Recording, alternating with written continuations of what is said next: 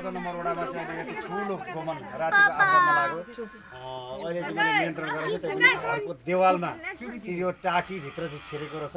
अलिकति देख्नु भएको छ र मलाई चाहिँ बोलाउनु भएको थियो। हाम्रो देवराजी पनि यहाँ हुनुहुन्छ। अब यो चाहिँ के छ भने जाडो सिजनमा पनि पुष महिनामा मात्रै मैले 37-38वटा सर्प नियन्त्रण गरेको छु भने चाहिँ गर्मी सिजन लाग्यो। अब यी सर्पहरू सबै घरकारे बारीतिर झाडीबुटीमा भएको सर्प सबै घरभित्र खेल्छ अब चिसो खोज्दै। त्यस कारणले गर्दा तपाईँहरू एकदम होस पुर्याउनु होला। अब त्यस्तो बेलामा चाहिँ खबर गर्नु होला त्यस्तो सर्प घरमा छिरेछ भने। सिङ्गो नगरपालिका तपाईँहरूको अगाडि छ। त्यस कारणले गर्दाखेरि तपाईँहरूको लागि चाहिँ सिङ्गो नगरपालिका छ। तपाईँहरूलाई कुनै पनि सर्पबाट आतङ्कित भएर बस्नु पर्दैन। यो 24 घण्टा सेवा दिइरहेको अवस्था छ विराटनगर महानगरपालिकाले।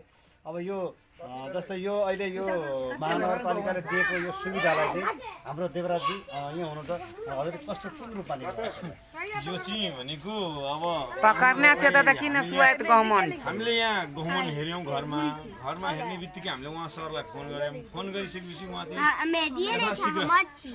उता हाम्रो अर्कै गाउँपालिका हतिमुडातिर हुँदै पनि उहाँले चाहिँ आइहाल्यो भनेर यहाँ कसैको ज्यान क्षति नहोस् भनेर उहाँ जुन चाहिँ महानगरको जुन चाहिँ एउटा कर्मठ जस्तो छिटो छरितो सेवा दिने भन्ने मानौँ होइन।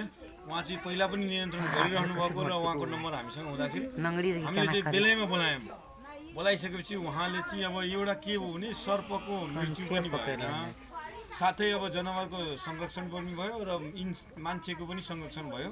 र महानगरले यो जुन काम गर्नुभएको छ उहाँको लागि उहाँलाई बहुत बहुत धन्यवाद छ। र हामी सबै जनताको नि सुरक्षा यसले चाहिँ महानगरले अब जस एउटा त्रासमा बस्नलाई नपरोस् भनेर रातभरि हामी चाहिँ उहाँलाई बोलाउनु 24 घन्टै एभाइलेबल दिनुहुन्छ। उसको लागि उहाँलाई विशेष धन्यवाद र साथै महानगरलाई पनि विशेष धन्यवाद दिन चाहन्छु।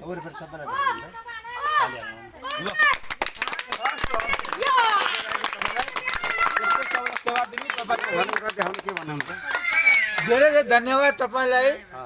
यस्तो समयमा सबैले तपाईँले साथ दिनुभयो। मान्छेलाई धेरै डर लाग्छ, यसको लागि धेरै धेरै धन्यवाद हजुरलाई। हाम्रो तर्फबाट सब एउटा काम अझै गरिदिनु पर्यो। तपाईँले नम्बर दिनु पर्यो हामीलाई। एउटा यहीँ छ मेरो छेउमा दाउरा राखेको छु, सधैँ यत्रो मोटको पहिलो सर्प छ।